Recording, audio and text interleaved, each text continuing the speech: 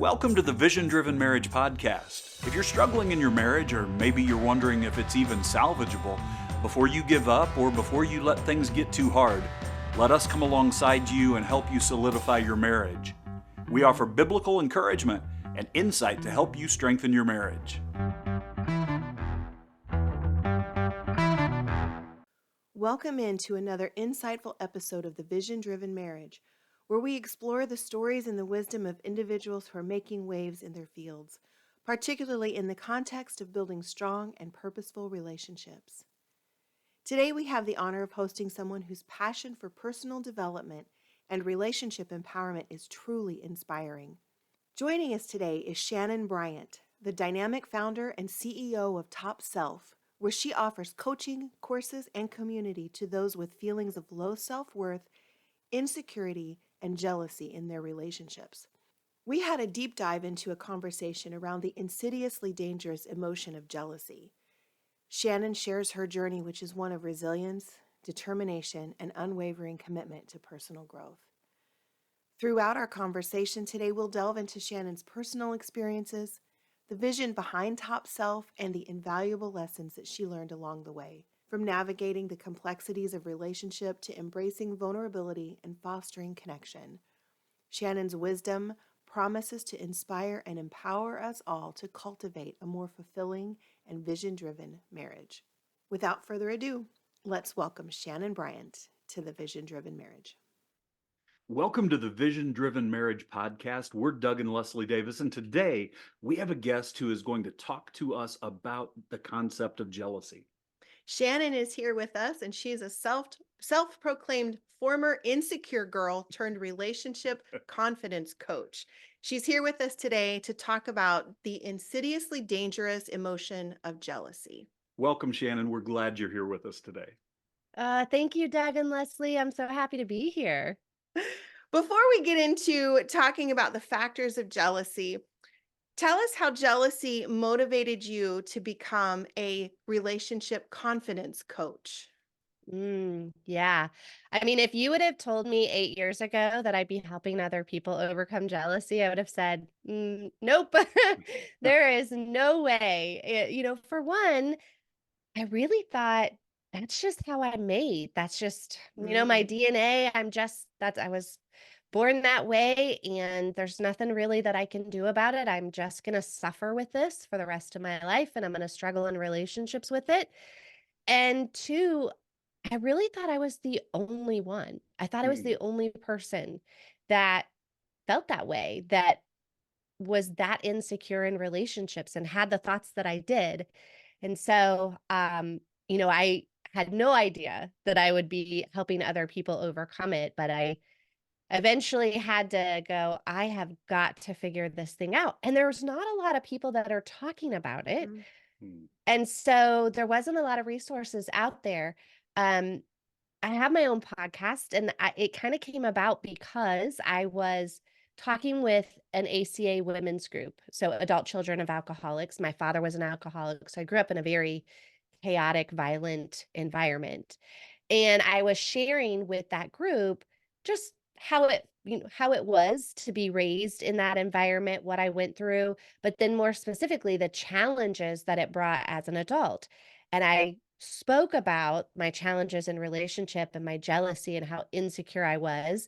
And I ruined probably some relationships with some decent people because of my jealousy, but I really stayed way too long in some bad ones because of my insecurity.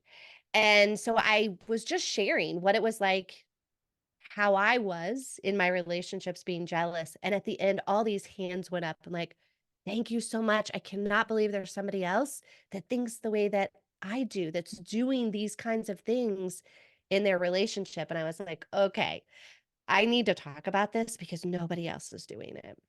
Yes, I know we were excited to find you as a resource. Because we know a lot of our listeners are dealing with exactly what you just described. Not only are they dealing with jealousy, but they think that they're the only ones who are going through it, and they can't imagine that other people are experiencing it too. But what a blessing that the things that you've learned, you're able to share with other people now. And I think that's what makes Yes. jealousy so insidious. So, because it's so sly, like a lot of times people don't realize what's motivating, how they're pushing people away, or why they're clinging on to people so tightly. And, they don't even have a label for it. They can't even sum it up and say, this is because I'm jealous. It's Yeah. really, really a dangerous emotion to be experiencing. Yeah, I mean, it's definitely not something people are putting on their dating profiles, right? Yeah. Before they when they're dating, like, "I will look through your things, I will question you, and this will be a sore spot in our relationship."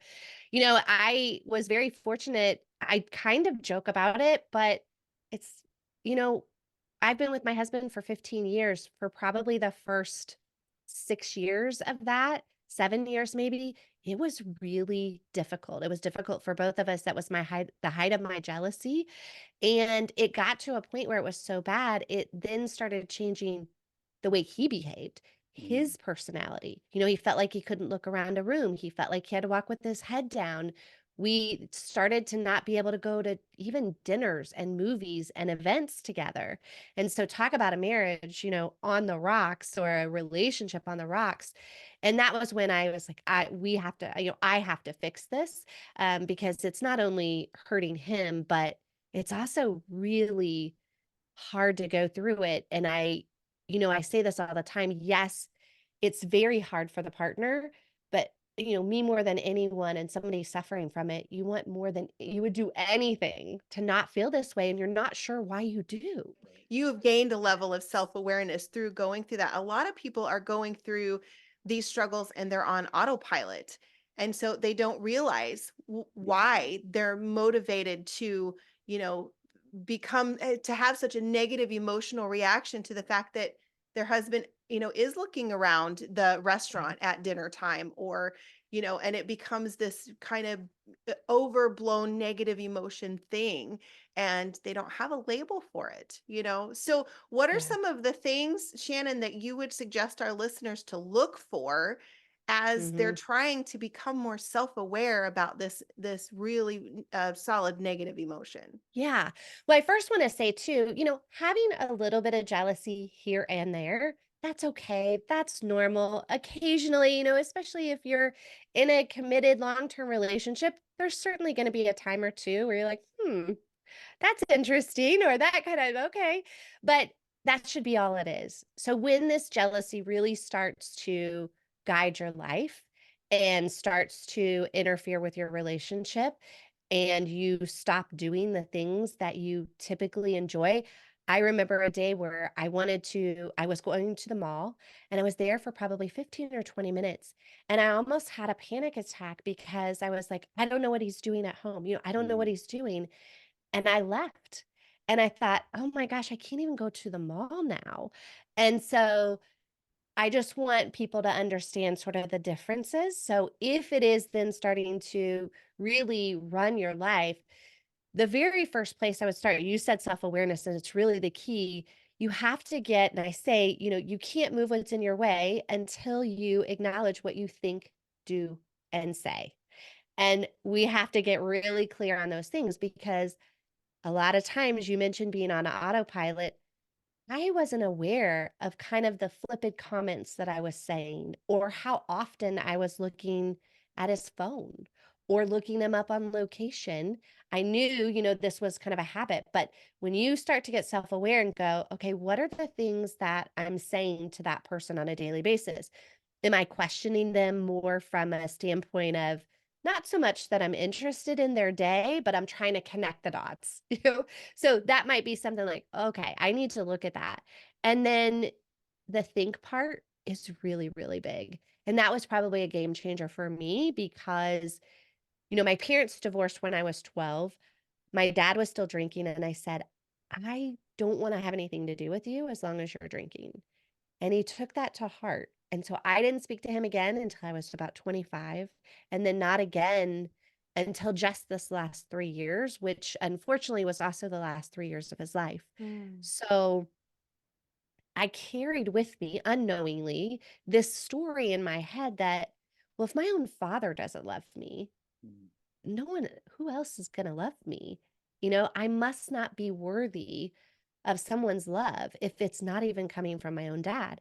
And so, really digging into what are the thoughts that you've been telling yourself that are probably not true. And that was one for me. And I had to realize, no, he had a problem with alcohol.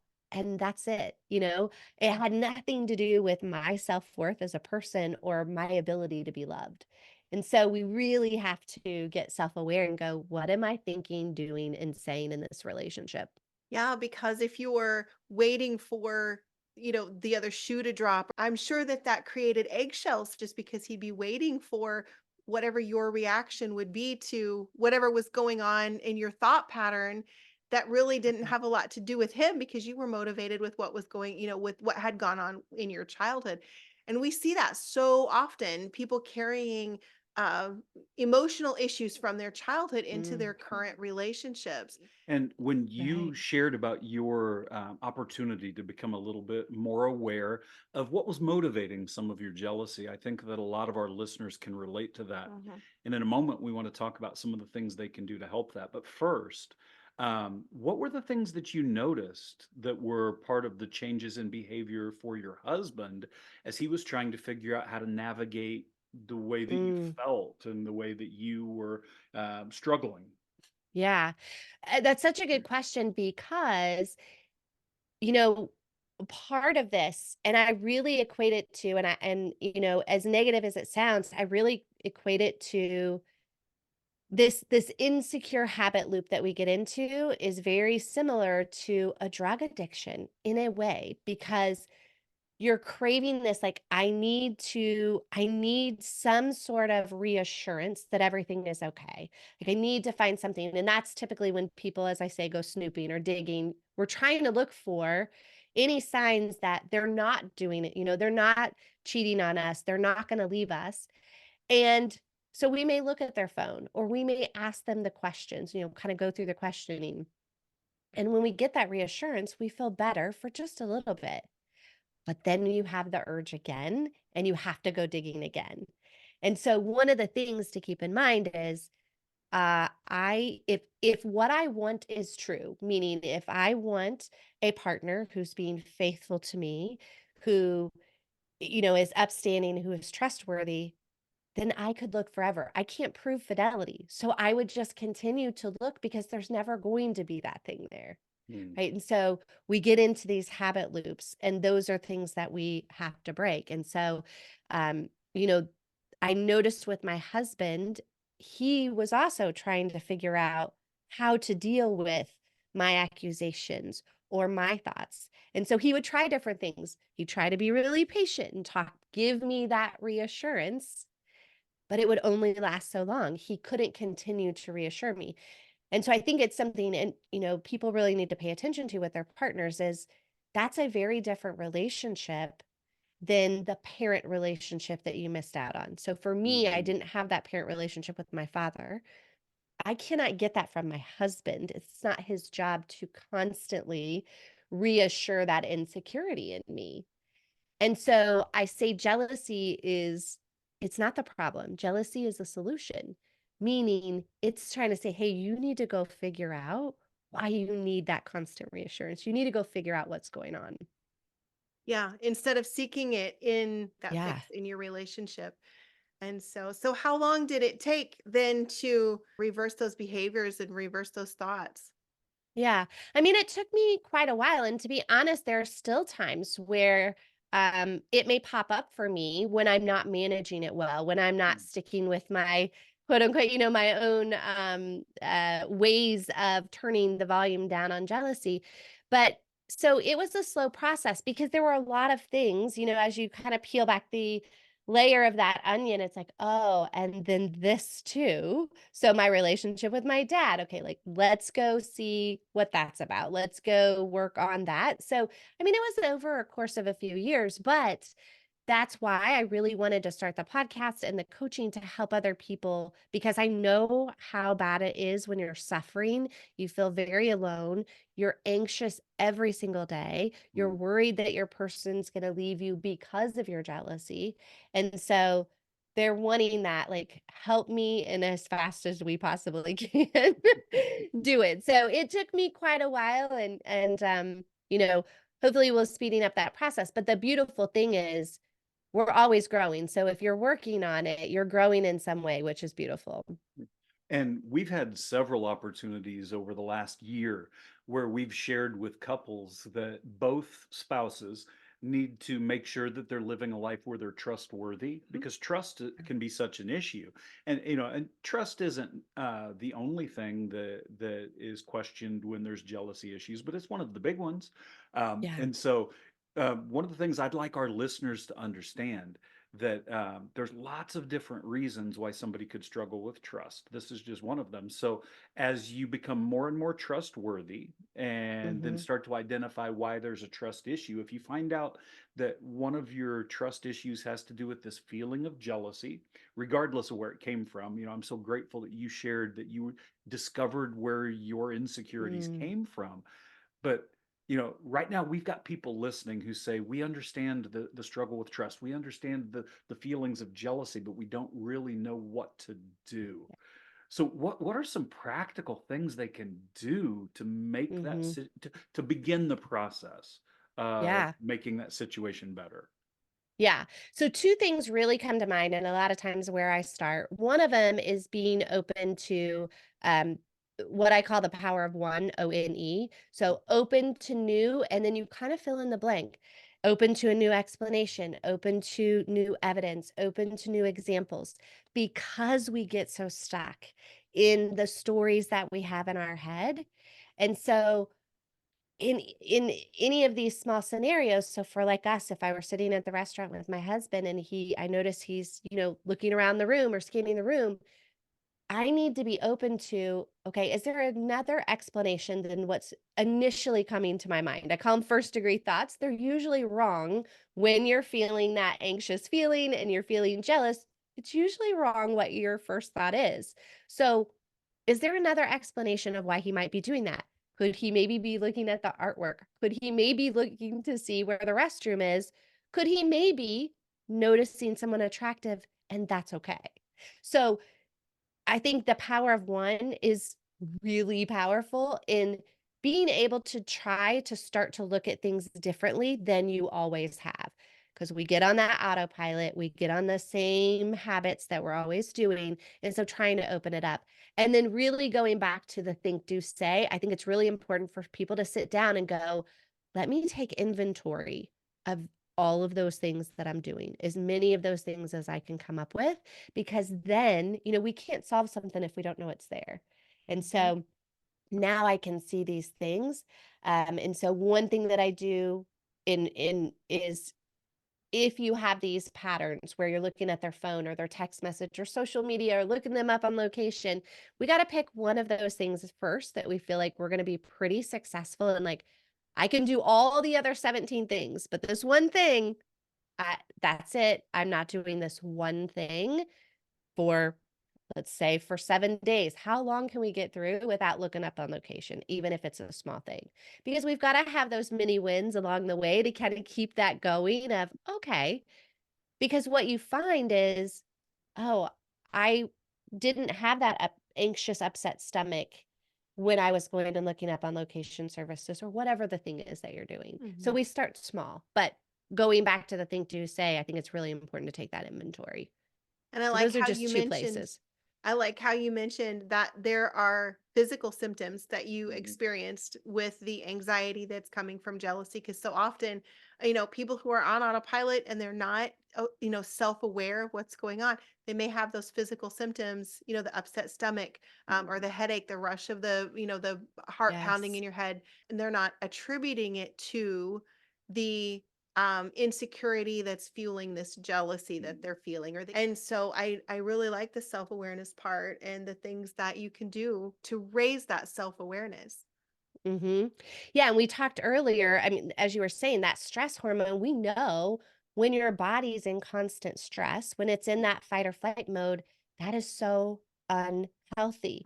And so we Mhm. hear it all the time about food, diet, exercise, but even in this, even with the symptom of jealousy, your diet and exercise are so important, and sleep as well. We know if you're feeling very anxious all day long, you're probably not going to sleep very well because Sleeping your well. mind is still racing.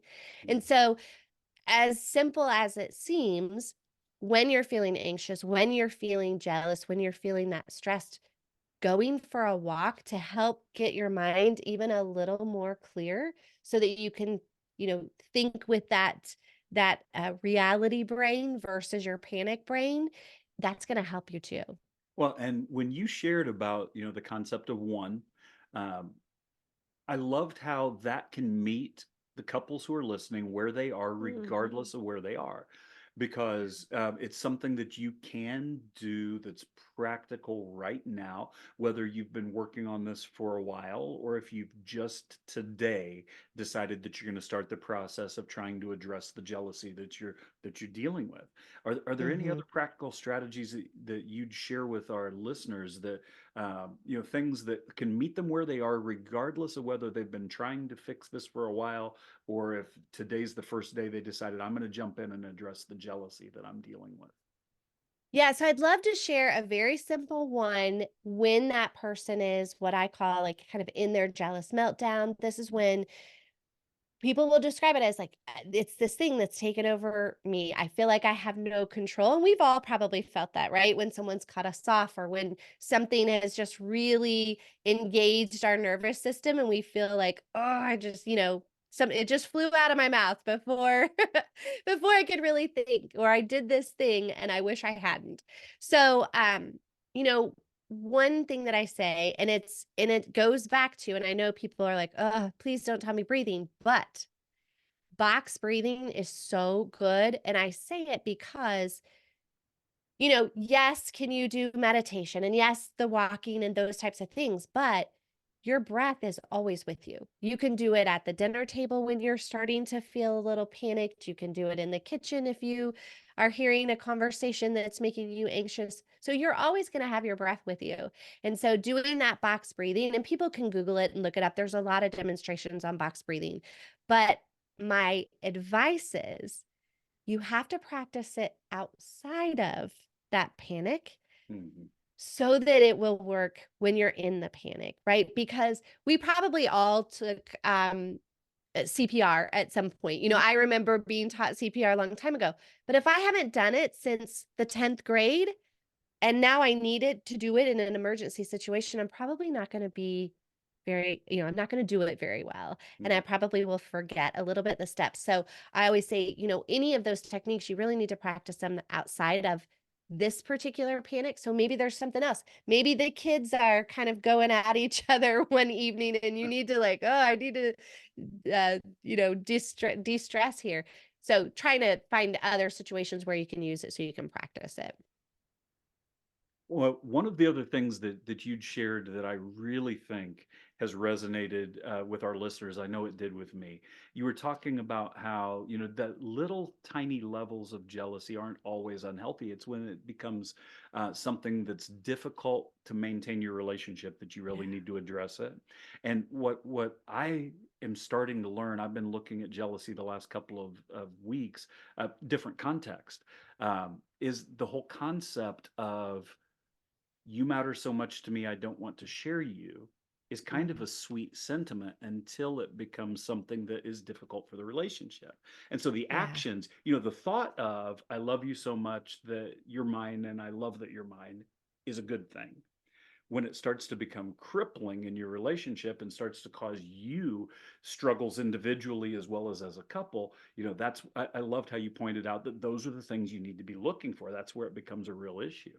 There are many different terms that we can call it, morbid jealousy, um, but this obsessive jealousy is really rooted in fear. Mhm. So it doesn't really come from love, and I Right. feel like we can always tell the difference, right? This is out of love, this is really coming from fear because it feels a lot heavier, and that's what this type of extreme jealousy feels like. That's where that self-awareness becomes so important because then you Mhm. recognize that this isn't the normal healthy thing. There's something else here, and so Yeah. one of the other things that I wanted to ask you: what are some of the things that the spouse who's coming alongside the jealous spouse can really do. Because you talked earlier about wanting to look at location and check the texts Hmm. on the phone and those types of things.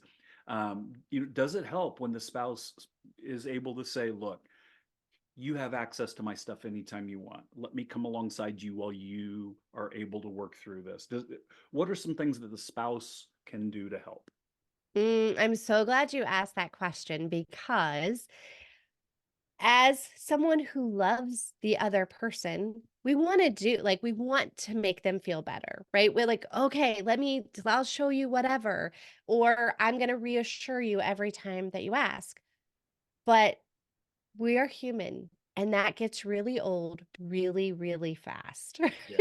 And So if you compared that to an addiction, wouldn't that's right. that be like enabling your spouse, you're Some enabling, codependency. right, some codependency, some enabling of that addiction type behavior?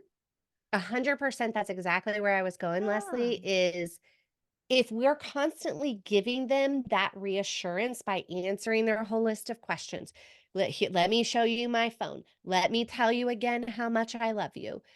Then, yes, we're not really helping them because all we're doing is, okay, I got my fix, but I'm going to come back for it very soon. So be prepared because I'm going to come right back for it.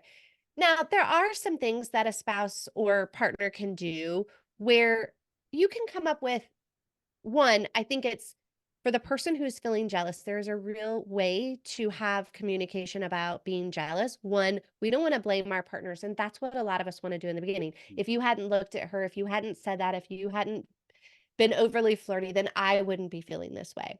So first we have to realize it doesn't matter what your Right. partner is doing. If this is running your life, it's a you problem. Yeah, And we call so that keeping our own side of the street clean. Like, yes. So we have to be able to communicate with our partner, hey, my jealousy is really rearing up right now. These are the things that I'm telling myself. So you're just having a different conversation versus blaming that person. And most of the time, you'll see your partner is a little bit more supportive, maybe, mhm, Mhm. than and when you're accusing understanding. them. I can Right? imagine that that would bring out a stronger level of understanding and Yeah. connection. But you guys can come up with something together in that instance if that Right. if the jealous person is saying, "Hey, this is what's running through my mind and this is what I'm Mhm. telling myself right now." And you guys could say, "When I say that, could you I mean maybe it's just putting a hand on my leg or Mhm, maybe it's just holding my hand." That's okay. But when we are giving in to these high Mhm. demands, that's when, as you said, we're kind of feeding that addiction for them. Yeah. Yeah. And being able to be completely open without enabling is going to be a goal for the mhm, couples, but it's very difficult. And I love how you said you can come up with some of those rules, some of those things that you can do as a couple that will help Yeah. you to be able to take steps toward strengthening the relationship instead of letting the jealousy continue to cause ripples and to Yeah. divide. Absolutely. Yeah. Yeah. You know, my husband, they're trying to figure out too, and that's what my husband did. Like, okay, first I'm understanding. And then just as humans, like, okay, I've had enough. And so then we might argue, right? And then he would try a different tactic and try a different tactic. So just as the jealous person is trying to figure out what's working for them to kind of navigate through them, so is your partner. And so if you're coming back and being upset with them because they weren't as supportive as you wanted, or they weren't as reassuring, or they're not saying it enough, or it can really get out of control. So, being just mindful and empathetic to each other that you're both dealing with it, um, is is very helpful. And so my husband, we've been able to figure out how to navigate and how I communicate to him when I'm feeling that way and what is helpful that he can give back that's not feeding, Right. you know, that for me. I love how the communication is the key to be able to communicate what's going on in a way that can be heard and received and to be able to work through that together because you're communicating. Such a blessing. And I know that our listeners are going to be blessed. I know that they've already been blessed with the communication we've had with you so far today, but can you tell our listeners where they can find you on social media and Oh. where they can find your podcast? Yes. So the podcast is called Top Self, and it's anywhere that you get your podcasts. And then the website is topself.com. I'm on Instagram at Top Self Coach, so they can find me there. And I will link all those in the show notes for sure. Shanenn, thank you so much for being with us today. I know that there are a lot of people who said, I thought I was the only one, and this has really Mm. been a positive step in the right direction for me to find some things that are going to help my relationship. Thank you. Thank you both so much. I appreciate it. Yes, it was a joy to have you on the Vision Driven Marriage. And again, we've been talking with Shanenn Bryant. This is the Vision Driven Marriage Podcast. We're Doug and Leslie Davis, and we continue to pray that God will solidify your marriage.